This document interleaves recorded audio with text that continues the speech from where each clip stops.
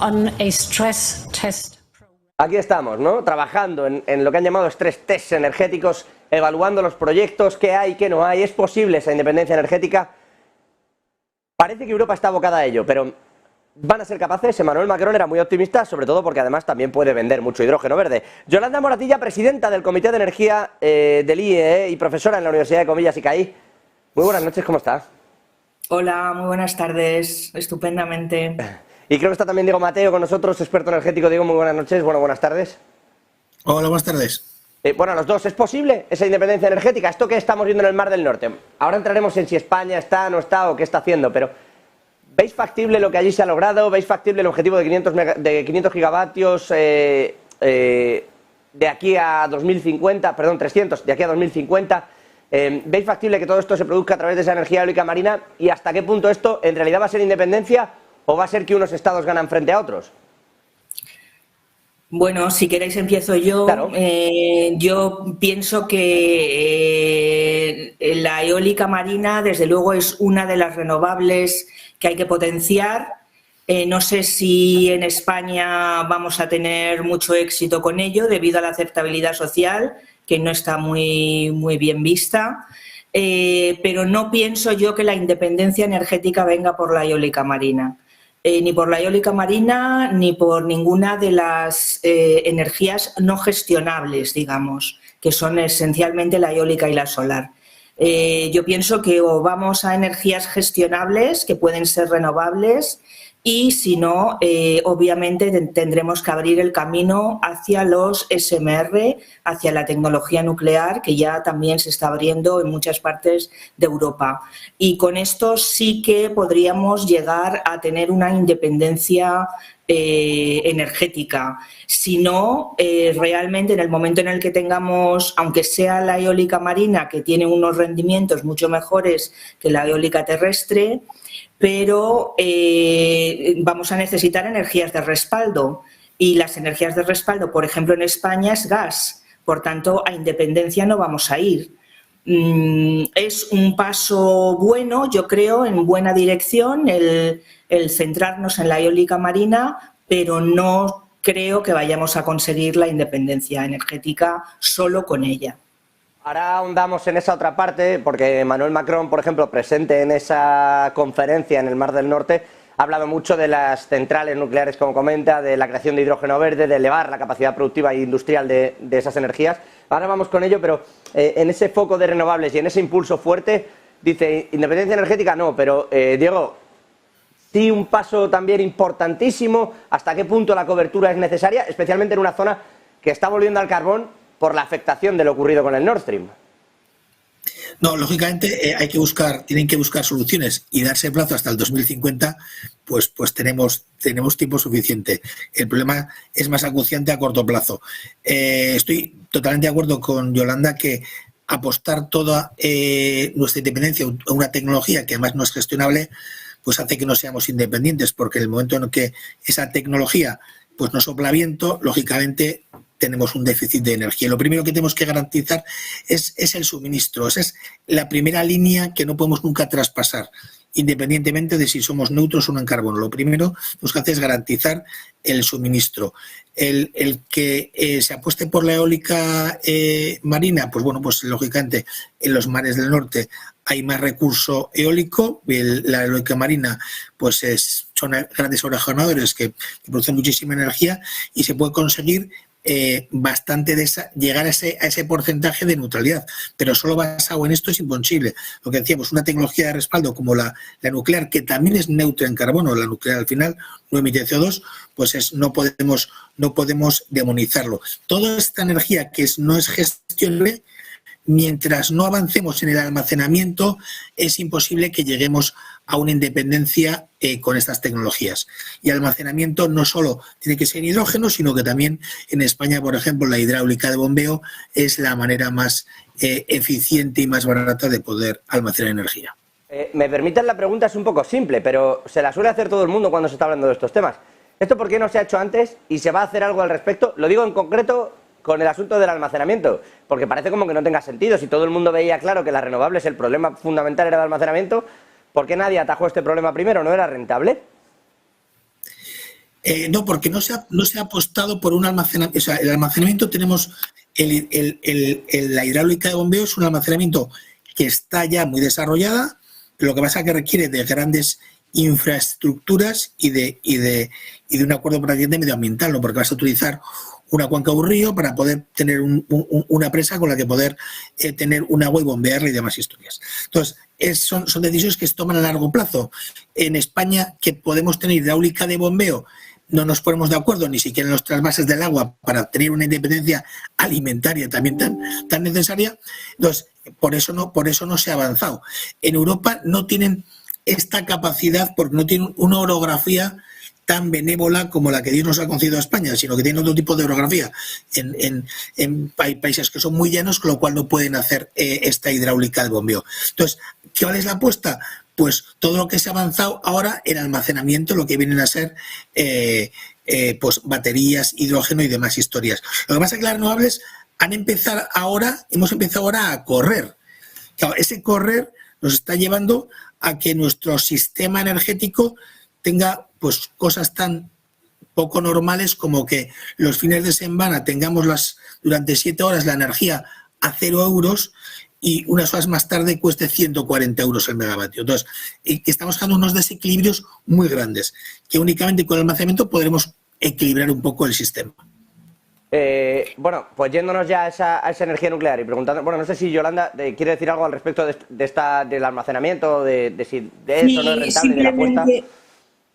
Simplemente por añadir un tema más, es que, claro, necesitamos muchísimo almacenamiento y el problema es que se está yendo a una gran penetración de renovables no gestionables, pero no se está yendo al mismo ritmo con el aumento del almacenamiento. Ese es el gran problema, que no se quiere invertir en algo que no tiene un rendimiento directo, digamos, como es la venta de electricidad, ¿no?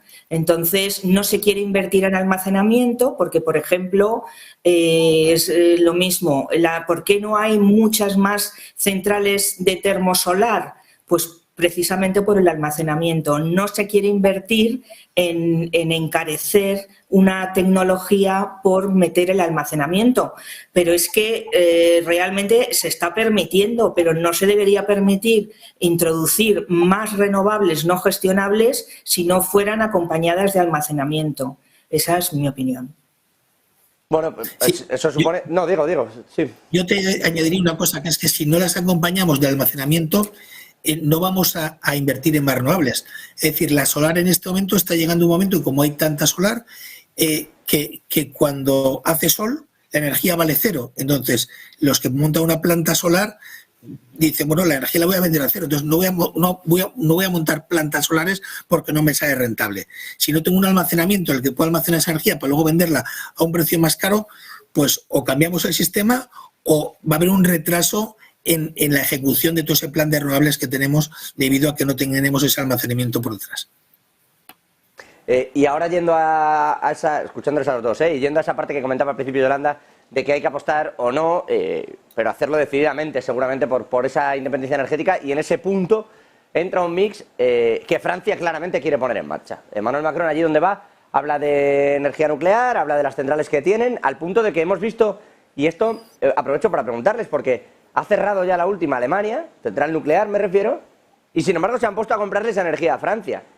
¿Hasta qué punto tiene esto sentido en Europa? Lo digo porque nosotros, por ejemplo, estamos en esa misma política como antinuclear, cuando en realidad a unos metros seguimos teniendo la problemática en cuanto a la posibilidad de que la contaminación termine llegándonos, ¿no? Entonces, ¿hasta qué punto de verdad la energía nuclear es una energía suficientemente limpia?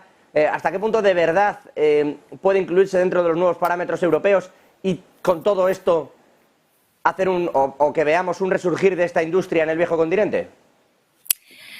Pues mira, yo creo que la energía nuclear va a resurgir con los Small Modular Reactor, porque son los que se están ahora mismo ya imponiendo en todo el mundo. Para el 2028 ya va a haber muchos reactores de estos, en Europa incluso, pero en el resto del mundo también.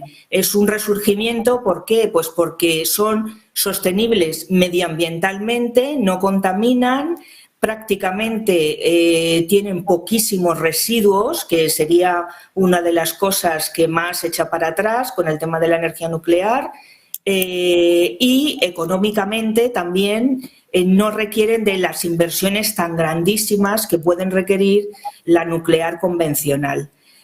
Por eso yo creo que bueno, pues sería una de las opciones por las que no deberíamos de perder el paso en España. No solamente porque muchas veces se está hablando desde el lobby nuclear, se habla mucho de no cerrar las centrales existentes. Yo estoy totalmente de acuerdo, las centrales nucleares que tenemos ahora mismo en España están mucho mejor que estaban cuando se construyeron, porque han incorporado todos los requisitos nuevos que hemos aprendido con Fukushima, por ejemplo. Pero no solamente nos tenemos que quedar ahí, es la energía nuclear, necesitamos incrementar el parque nuclear que tenemos, no con centrales grandes como las que tenemos, porque se requeriría una inversión enorme, pero ya tanto Iberdrola como Endesa han dicho, bueno, que no podemos renunciar a ninguna tecnología nuclear. Y por tanto, ninguna tecnología energética. Y por tanto, la nuclear es una de las que no podemos renunciar. Y por tanto, tendremos que intentar apostar también por no perder el paso en esta tecnología. Porque si no, estamos abocados, igual que Alemania con el carbón, nosotros estamos abocados al gas. Y ya sabemos los problemas que podemos tener con el gas. Sí, bueno, ese es otro de los problemas, efectivamente. Construir pequeñas centrales nucleares, efectivamente, te apaga ese fuego, pero bueno, te puede traer algunos otros. ¿Diego? Bueno, no sé qué fuego nos puede tener el apostar por la nuclear, qué fuegos pueden darnos. Yo la nuclear la veo una tecnología suficientemente madura, suficientemente segura, mucho menos contaminante que el resto, porque tenemos que ver un poco el ciclo de vida total de estas tecnologías, ¿no? Al final, lo que comentaba Yolanda es que producen ya unos residuos mínimos, pero en cambio cuando tengamos dentro de 30 años que quitar todos los parques fotovoltaicos que hayamos hecho y tenemos que reciclar, ahí tenemos una cantidad de toneladas y toneladas de residuos que no sé qué vamos a hacer con ellos. Lo mismo nos va a ocurrir con los parques eólicos, donde hay que quitar las palas que están hechas con fibra de vidrio. Es decir, nos pensamos que las renovables no contaminan, pero contaminan para su producción, pero luego para su reciclaje una vez que acabe su vida útil. Y un panel tiene una vida útil X, y una central nuclear pues puedes ir manteniéndola y puedes alargar su vida útil, pero un panel fotovoltaico no vas a poderle alargar su vida útil ni de ninguna de las maneras, ¿no? Entonces, yo no veo que sea un problema, sino el problema que podemos hacer es que toquemos la flauta, es decir, que tapemos un agujero y abramos otro. Es decir, tapamos aquí la nuclear y abrimos otro que en el futuro nos va a dar problemas. Entonces, hay que apostar por todas las tecnologías. Y si queremos independencia energética y seguridad energética, cuantas más tecnologías tenemos, más seguridad tenemos y más independientes somos. En esa línea, yo decía, nos lleva a otros fuegos la nuclear, hombre, porque todos hemos visto que quizá eso visual es lo que hace también ese impacto en la ciudadanía. Claro, ves un Chernóbil, y de repente te genera como mucha inquietud, y en la pala, como dices tú, en la fibra de vidrio es más difícil ver ese impacto. Aunque pero luego Chernóbil es que todo el mundo se basa en dos hechos de dos centrales nucleares, Fukushima y Chernóbil. Fukushima se construyó en una zona en las que están las placas continentales, donde sabemos que hay terremotos, que tenemos ahí un riesgo sísmico importante, que es lo que les ha pasado. Y Chernóbil no cumplía ninguna de las normas de seguridad que contemplan actualmente cualquier central nuclear. Es decir, las centrales nucleares españolas son intrínsecamente seguras, las actuales tecnologías. Es decir, ante cualquier fallo se van a parar. No va a haber el riesgo que ha podido ocurrir en estos dos siniestros nucleares en los que todo el mundo se basa. Y yo quitaría de la ecuación Chernóbil. Chernóbil es Chernóbil. Eso es otra cosa, Chernóbil. Si yo no lo decía porque fuera a pasar, sino porque en el imaginario colectivo, cuando se habla de lo nuclear, está siempre esto como en el bagaje y bueno. Sí, pero tenemos una solución muy fácil.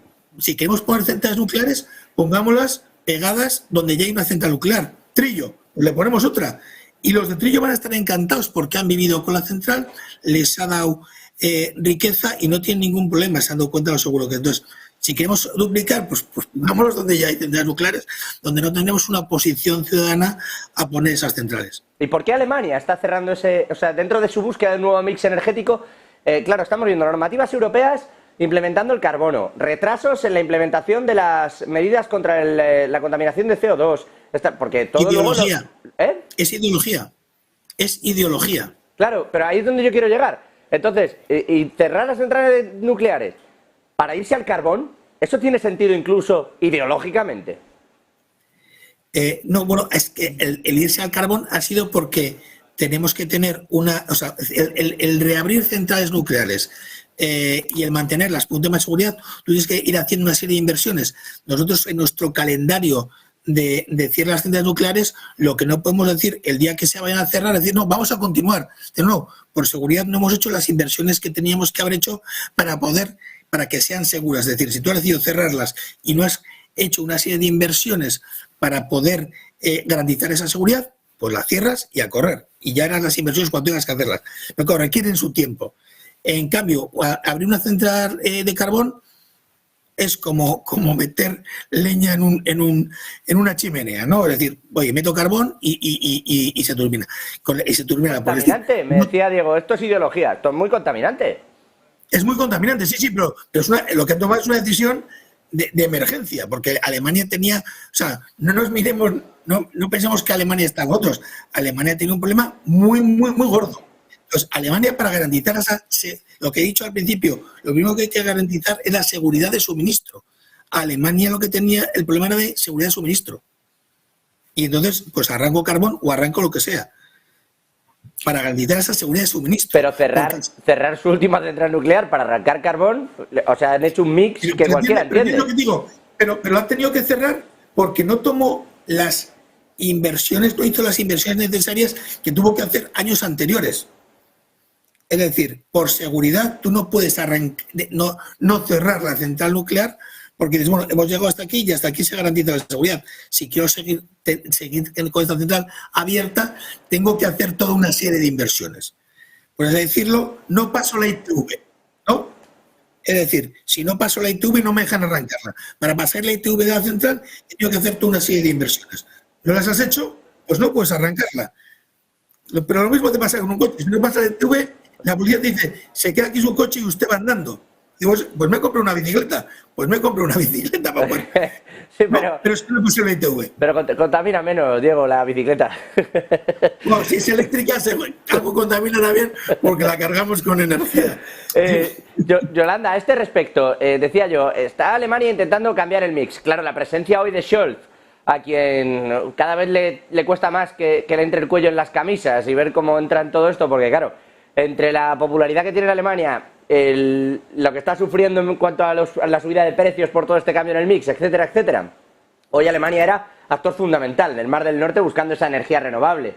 Claro, no podía ser de otra manera, pero ¿cómo ve ese cambio de mix? ¿Y Francia es el único, en realidad, que mira hacia la nuclear, como lo hacen ustedes, como me dicen ustedes, con esa eficiencia?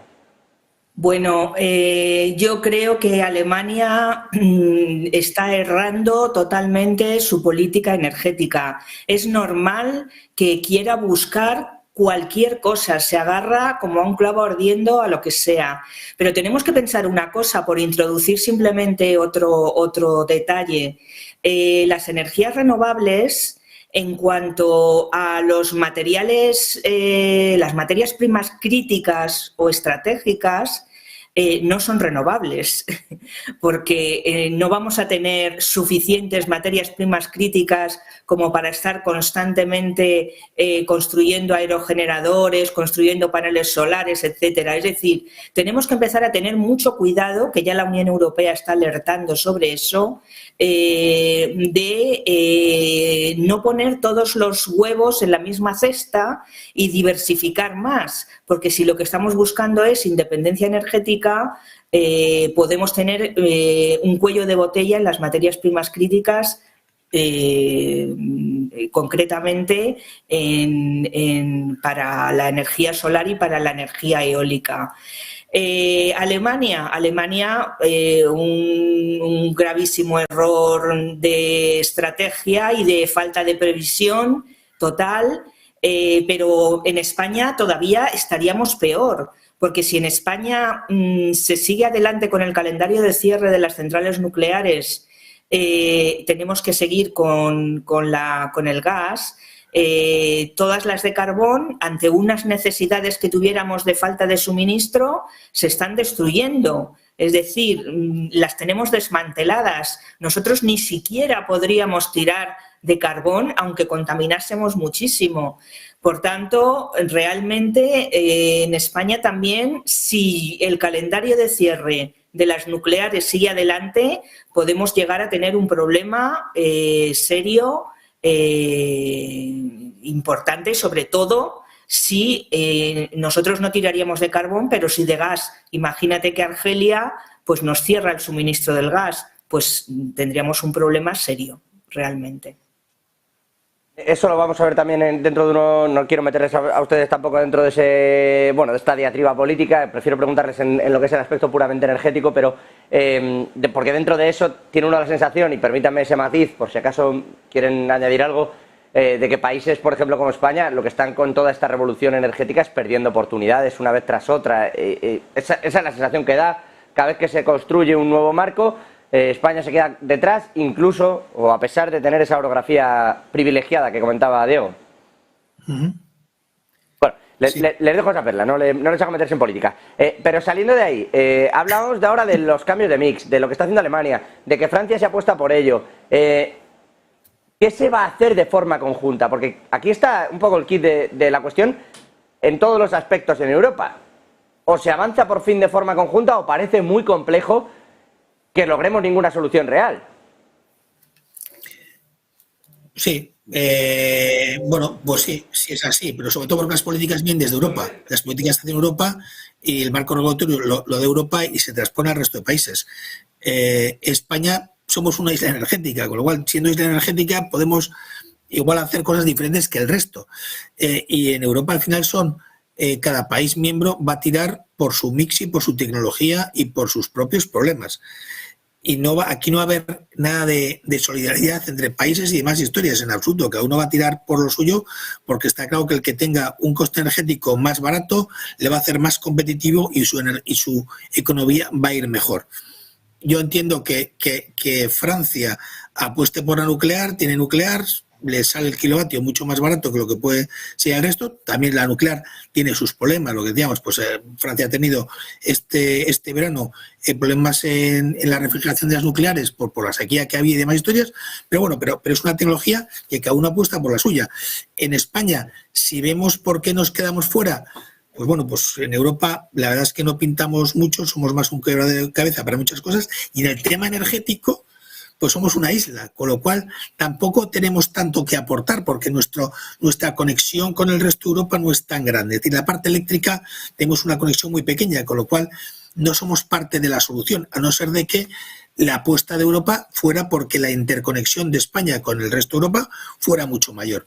Mientras esa interconexión no crezca, no somos la solución. Entonces, no nos van a invitar a esos foros de su independencia energética, porque dan por hecho que estamos desconectados con el resto de Europa. Yo entiendo que por ahí pueden venir los tiros, ¿no? Aparte de que políticamente pintemos menos. Alemania también tiene una coalición con los verdes. También hace que la política energética de Alemania, si tienes una coalición con los verdes, sea diferente.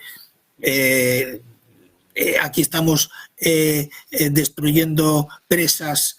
El año pasado destruimos 100 presas porque Europa ha dicho que hay que volver el agua a los ríos. Es decir, nos llegan políticas de Europa que al final las acabamos acatando sin cuestionárnoslo mucho, ¿no?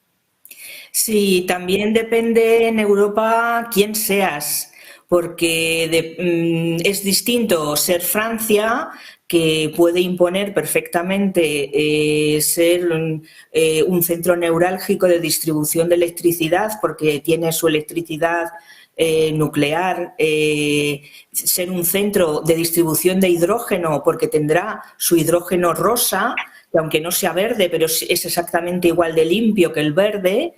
Y podrá ser centro neurálgico, lo mismo que Alemania. Alemania ha tenido el problema del gas y toda Europa nos hemos visto abocados a tener restricciones, de tener que bajar nuestras temperaturas para poder contribuir solidariamente a que a Alemania no le llegase a faltar, ¿no? Sin embargo, mucho me temo que si lo necesitáramos nosotros, igual no iban a ser exactamente igual de solidarios, ¿no?